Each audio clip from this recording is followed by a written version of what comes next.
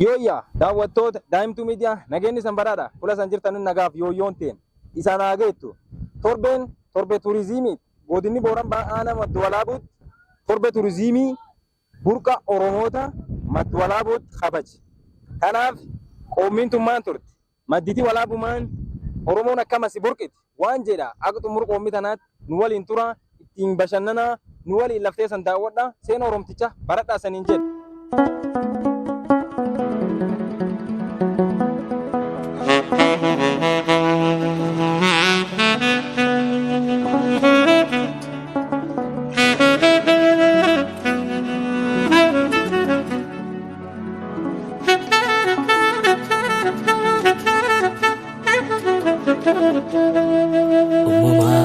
بدأتو جنة لفرا لك من أممنيك يا بيتو روميا إركب عيمي تلفي مكاني سولنا بدري هروفي لكنين إجانو بوبستا أدك بريني كيس بدالي مترا أدبوني سينا هيدو كبدا دبردوس يوم دوما Situ ya ulfu ada gota kuma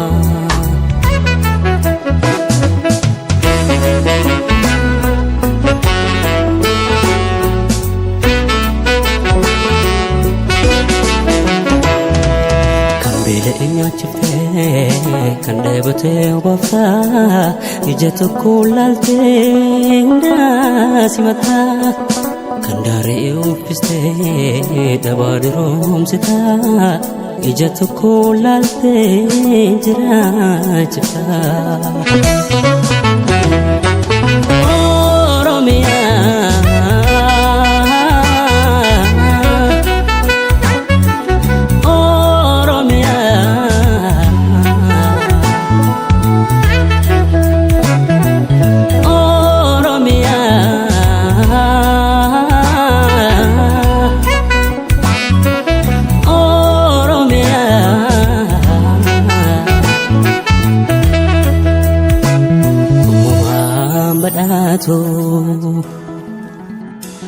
جنة لفرا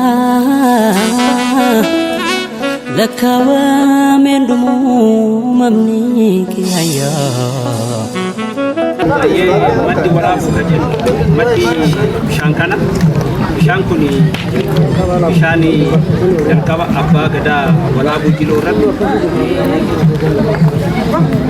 رومو نسيب به ولا سجلتني سجل رفيدي رفيق إبسي بودا جرماني لففيدي لنا أبان غدا يروسني لخوران يجرمو لففيدي لنا أكيد لففيدي بشان نسيبه بشان حاجة غابة بيا سامبي تياسي مدي بشان كنا ورابو أبا غدا يروسني تي مكا سنيني مكا فميتشو بشان كن أرتي دفاعنا حكمن بشان سبب لولاتي نسي تيجسينا ميكو في ملء بشان كل بشان هيلاندي جالا بشاني بري ركاسيباني بشان سيبان كن لفين مقالة كنا جلسي لفه كنت تو مشا بودلان لندينا ومشي كنت راجل بشان كنا gara biratiin dhufan jechuudha. Bishaan kun amma roobi kun guyyaa muraasa gosa kun irraa dhaabbata. Bishaan qulqullu tolbaa jechuudha. Kanaaf akkasii bishaan madda waraabuu isa jedhan maqaa kanaan magaalaan teennallee kan moggaafamte kana jechuu barbaadati. Uumamaan badhaatu jannata lafarraa لك من أممنيك يا بيتو روميا إركب عيمي تلفي مكاني سولنا بدري هروفي لكنين إجانو ibsita adda kee bareenni keesi kees badhaadhee guuteera albuunni.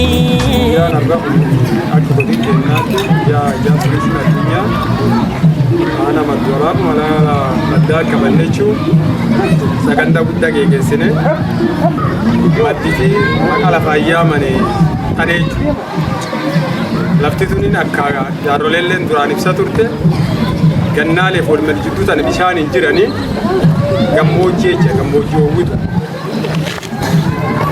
gaafa abbaa gadaa walaabuu biloo sirni naftanyaa humna biyya alaatiin deeggarame uummata Oromoo dadhabsiisee sirni gadaa laafe Oromoon kaaba kibba baadiyyaasii waliin dhufe ijaaree jira.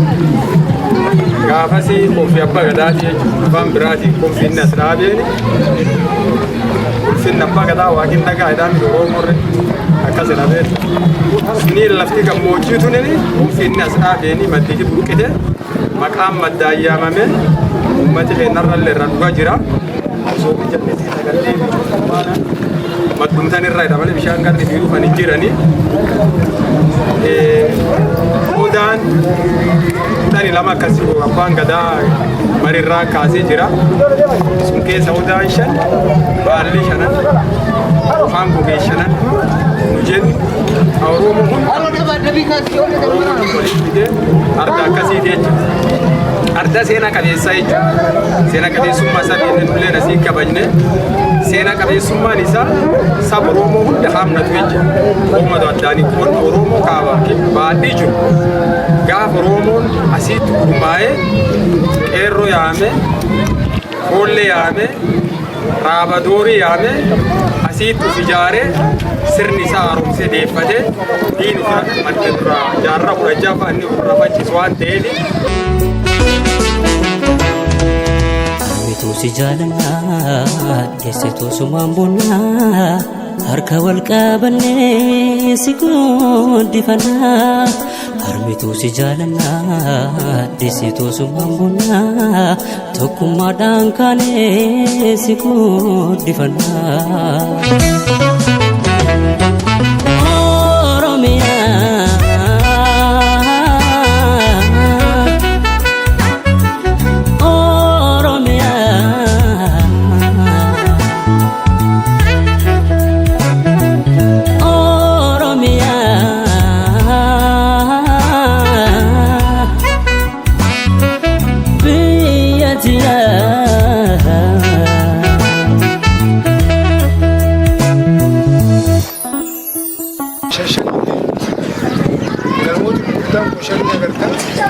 Gama galma kaldu gadaa kumbii jedhama.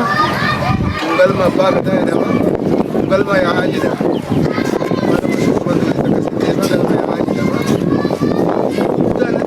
Ganda ammoo keessa mannoo qaba. Galma shan qaba. Mana shan qaba. Mana shanan sun qabaalli shananii jecha qabaalli anti keessa jira jecha. Warri ammoo baalli shananii Birmaji, Bultumi, Borati, Bahari, Roobaleef warri shanan kuni achi keessa qubata. Gaafa baadii fuudhanii isaan bakka isaan qubatan jecha. Bakka isaan qubatanii wayita isaan qubatanii ta'an jecha. Kunneen warri achi keessa taa'e shan jecha shan. Aadaa Oromoo keessatti godaan shan, baalli shan, gadaan shan, wanni hunda barcumaan shan, madaali daadhii shan akkasiin deema. Hundumaa akkati shanitti ijaaramee jira. Gurguddaan shani xixiqqaan kun shan jechuudha. Shanan kunneen akkasii akkasuma akka baalli shananii otoo ta'u mana ammoo keessa buluu danda'anii shanan baalli yoo itti keessa buluu dandeettu jecha. Akkasii keessa buluu warri jedhaa kun keessa bulu. Mana akkasii jecha. Fakkeenyaaf wannaan kun baatii amma tuuti jiru kun leemman irraa kaasanii suphaa isaa irratti kan akka hojjetan. Gurraachi kun ijoolleen amma armatu jechuun kun ijoollee aadaa Oromoo beekecha. Waan gaarii asirratti hojjecha. Maaliif Oromoo man isii qaqaa. Qaqaa gurraacha. Qaqaa gurraacha goona. Oromoo yoo eebbiftu warra naqa keessi mana qaqaatitti nu guchiya. Kanaaf kaayoo san ilaala jechuudha. Mana qaqaa. Adda kee bareenni Kees kees badhaadhee guuteera albuumni seenaa hedduu qabda dubbadhuus yoom dhumaa dhiisetoo yaa ulfoo haadha goota kumaa.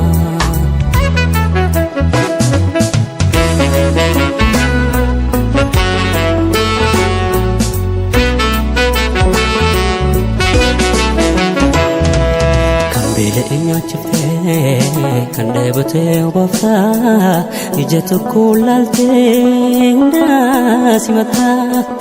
Lafa turizimii qabna keessaa laf seenaa guddanii lafa ikooturizimii ta'uu qabna keessas ta'u amnullee akka yaaluu jirrutti sadarkaa Oromiyaatti ikooturizimii afraan qabne irra dabalamee lafa ikooturizimii ta'uu qabdu jennee gam keenyaan itti seenaa. Kanaafuu lafa seenaa guddaa qabna lafa akkasumas hawwata turistii guddataa tagalma guddaa qabna maqaa ikooturizimii yaamatu waan taateef arra jalqabnee akkasiin ikooturizimii taatuu fi waan dandeenye waliin hojjannaa.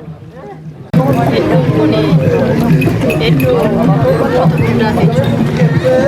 Iddoo goototaa, iddoo seenaa Oromoota hundaa kan nama muraasa osoo hin ta'in kan Oromoo hundaa jechuudha. Kanaaf maddi kun kan asitti argitan kun seenaa mataa ofii qabu waan ta'eef seenaa keenya jabeeffachuu qabna jechuudha. Ayyaan turizimii kan kabajuu sababeeffachuun iddoo seena qabeetti magaalaa madda kan irratti argamu biyyaanii gammachuu guddaan na dhaga'a. Akkasumas ammoo iddoon kunin akkuma Oromootiin haalaa jechuudha.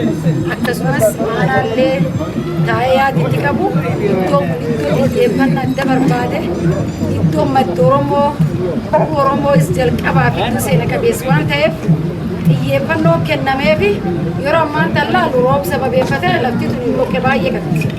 Garuu kun hundi ilaalamee qaamni dhimmi kun ilaala tartamaan furmaatitti godhee iddoon kun naannoo kanatti argamu keessanii fi kantiiba dabalatee galatoomaa. Daawwattoota Tajaajiltuu Miidiyaa yaa walitti dachaan akka isaan qoommi tana warra baratanii itti bashannantan shakkii hin qabnu.